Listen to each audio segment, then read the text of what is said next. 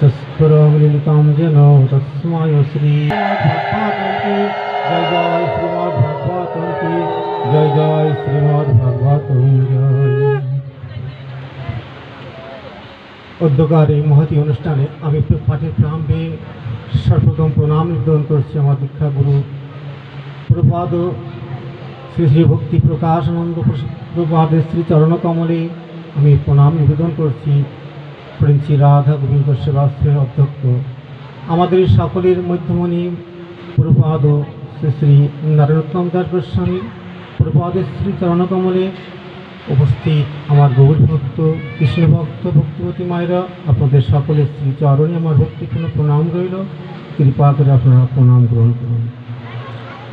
দেখুন, আজকে যে মহতী অনুষ্ঠান, আসলে দিদি যে ভক্তিমতী মা, আসলে দিদিকে দর্শনে সেটা বোঝা যায়। ভক্তকে দর্শন করলে আসলে বোঝা যায় যে সে কোন মার্গে সে আছে, অবস্থান করছে। তা দিদি আসলে সে ভক্তি মার্গের লোক। আমরা দিদিকে আপনারা এই যে এত বৈরী আবহাওয়া বিরাজ করছে, কিন্তু দেখেন যে ভক্ত কৃপা কেমন। আজকে দেখেন ঠিকই এই অনুষ্ঠানের সময়টা কিন্তু দেখেন আবহাওয়া একটা চমৎকার আবহাওয়া বিরাজ করছে, কিন্তু যে আমাদের আসার জন্য মহাপ্রভুর অশেষ কৃপা, আজ আমাদের গুরু গোবিন্দের কৃপা যে আমরা এখানে সবাই আসতে পেরেছি। তা বাবা যে পাঠ রাখলেন, আসলে পাঠে তো ওখানে আমার মতন নরদমের পক্ষে সেখানে যাওয়া সম্ভব না। দেখুন যে এই যে ব্রজের ঠাকুর বলা হচ্ছে, ব্রজের ঠাকুর ব্রজেন্দ্র নন্দন আজ কলিতে দেখেন যে রাধার ভাবকান্তি নিয়ে কিন্তু আজ গৌর সুন্দর রয়েছেন। কিন্তু তাহলে এই যে রাধা এবং কৃষ্ণের যে মিলিত বিগ্রহ, সেটাই কিন্তু আজ গৌর সুন্দর। কিন্তু তাহলে যে গৌরের যদি কৃপা পেতে হয়,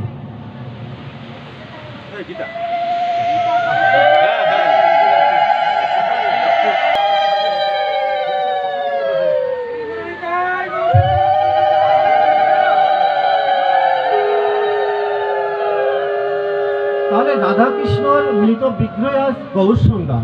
তাহলে সেই গৌরের করুণা বা কৃপার ধারা যদি আমাকে পেতে হয়, আর সেই কৃপা যদি না পাই, তাহলে আজকে আমাদের যে সাধুসঙ্গ, এই ভাগবত সঙ্গ আজকে আমরা যেখানে এসেছি, আসলে সেই মহাপ্রেম রসটা আমরা কিন্তু সেই কৃপা না হলে কিন্তু আমরা আস্বাদন কিন্তু করতে পারবো না। আসলে এই জন্য দেখেন মহৎ কৃপার দরকার, গুরু কৃপার দরকার।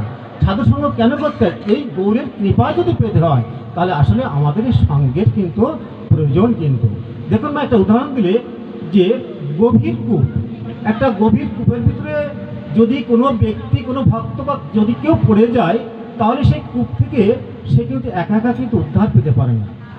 একটা গভীর কূপে পড়ে গেলে সেখান থেকে সে কিন্তু একা একা উদ্ধার পেতে পারে না। যদি উপার থেকে কেউ কৃপা করে দয়া করে একটা দড়ি বা রশি সেখান থেকে ফেলে দেয়, তাহলে কিন্তু সেটাকে আশ্রয় করে কিন্তু সে কিন্তু সেই কুয়া থেকে কিন্তু উদ্ধার হতে পারে। তা দেখেন আজ আমার ভগবানের গৌরের এমন কৃপা, ভগবান আজ আমাদের ভিতরে নাই, আজ অপ্রকট ভগবান, কিন্তু ভগবান কিন্তু তার ভক্তের জন্য কৃপা করে আজকে কি করলেন? উদ্ধার করবার জন্য আমাদের আজ কি করলেন? সাধু, শাস্ত্র এবং গুরু। সাধু, শাস্ত্র এবং গুরু, এই তিনটি বিষয়কে অর্থাৎ সাধন ভজন রূপ দড়ি হিসাবে আমাদের মাঝে কিন্তু মহাপ্রভু চলে গেলেন। কিন্তু মহাপ্রভু কিন্তু রেখে গেলেন। কেন রেখে গেলেন? আমাদের জগৎ জীবকে কে উদ্ধার করবে? গৌর তো নয়, আমার নিতাই তো নয়, তাহলে আমাদের উদ্ধারটা করবে কে? আজ তাই কিন্তু মহাপ্রভু কৃপা করে সাধু শাস্ত্র এবং গুরুদেবকে রেখে গেলেন ভজন রূপ দড়ি হিসাবে।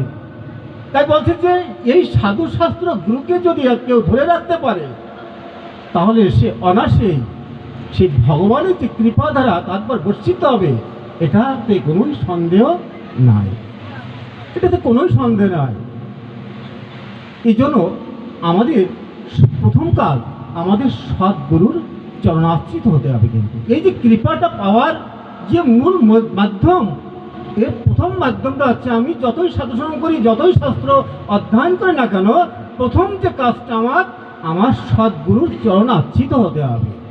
কারণ গুরু কৃপা পাদে এই ভজন রাজ্যে, ভক্তি রাজ্যে আসবা কোনো প্রকার আসা সম্ভব নয়, কোনো প্রকার সম্ভব নয়। এই জন্য দেখেন আমার বাবা একটুকে বলেন যে যে যে ভজনের যে 64 অঙ্গ, তার থেকে যে রূপ গোস্বামী পদর রচিত যে ভক্তি রসামৃত সিন্ধু গ্রন্থে ভজনের যে 64 অঙ্গ বর্ণনা করলেন, তার থেকে 3টি অঙ্গকে তিনি প্রদান করলেন। সেটা ভক্তি রাজ্যে প্রবেশের দ্বার রূপে বর্ণনা করলেন, দরজা রূপে বর্ণনা করলেন। সেই 3টি হচ্ছে, প্রথম হচ্ছে সদ্গুরু চরণাচ্যুত হতে হবে তোমাকে, দ্বিতীয়ত তোমাকে কৃষ্ণ মন্ত্রে দীক্ষিত হতে হবে এবং ভগবত শিক্ষা গ্রহণ করতে হবে, তৃতীয় কি বিশ্বাসপূর্বক গুরুদেবের চরণ সেবা করতে হবে। এই 3টি বাদে মাগো ভক্তি রাজ্যে প্রবেশ করা সেটা খুবই গ্রহ ব্যাপার। তাহলে আমাদের প্রথম কাজ আমাদের এই 3টি কিন্তু করতে হবে মাগো। আজ দেখেন যে এই মহাপ্রভু যুগে ঘোর কলিকাল, এই কলিকালে আমাদের কিভাবে উদ্ধার পেতে হবে। তাহলে এই ঘোর কলিকালে, মহাপ্রভু যুগে ঘোর কলিকালে আমাদের কি করতে হবে, যে মানব গুরুর কাছে, এই মানব গুরুর কাছে কি করতে হবে, তার প্রণাম প্রার্থনা করতে হবে, সেখানে প্রণাম যেতে হবে। আর তার কাছ থেকে দীক্ষা নিয়ে কী করতে হবে, আমাদের সেই ভজন রাজ্যে প্রবেশ করতে হবে। দেখুন যে মাগো মহাপ্রভুর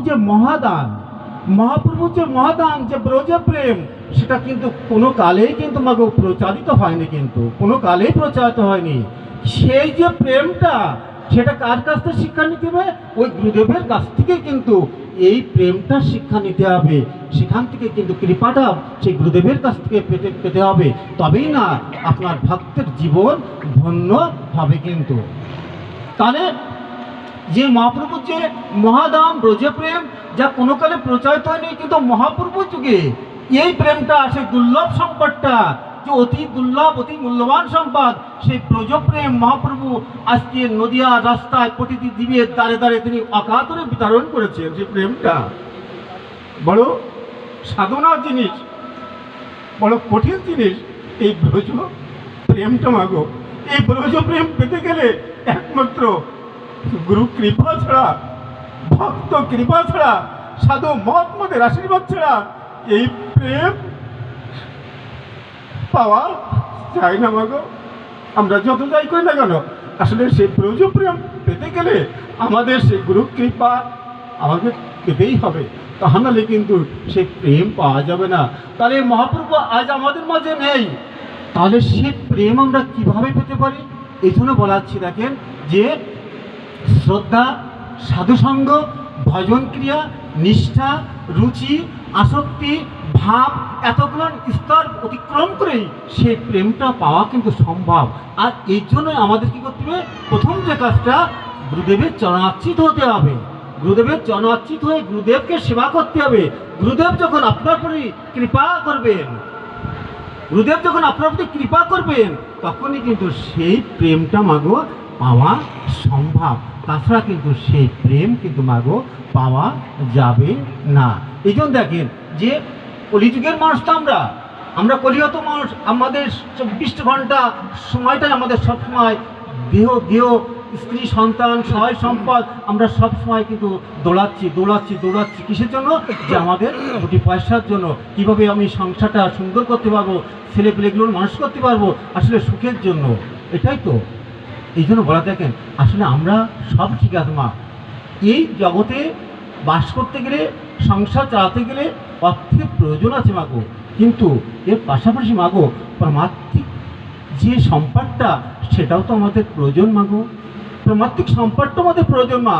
প্রামাত্মিক সম্পদ না হলে মাগো, আজ দেখেন প্রতিটা দিন এই দেশের থেকে কত লোক, কত ভক্ত তারা অকালেই ঝরে যাচ্ছে।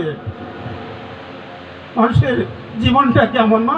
এই যে আপনারা এখানে যেহেতু বাড়ি আপনাদের এই বাওয়ার নদী এলাকায়, আসলে দেখেন পদ্ম পাতা, আপনারা দেখছেন যে বাড়ি কত পদ্ম পাতা আছে, কত পদ্মের ফুল ফুটে আছে, কিন্তু মাগো দেখবেন ওই যে পদ্মের পাতার পর প্রতিদিন দেখবেন যে শিশিরটা জমা হয়, আর যখনই দিবাকার সূর্যের আলো বর্ষিত হয়, তখন দেখবেন ওই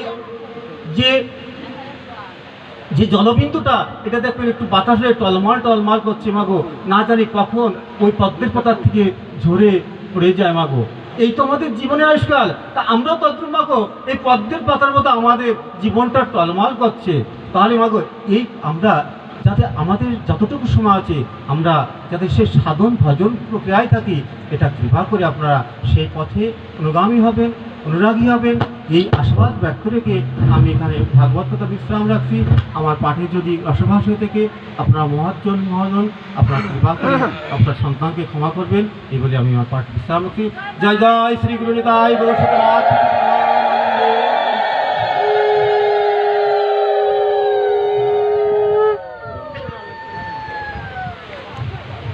মাগো আমরা এতক্ষণ পর্যন্ত যে লালসায় যে আশায় আমরা এখানে বসে আছি, আসলে আমি মাগো বলি যে সাধুমুখে হরিকথায় শ্রবণ করতে হয়।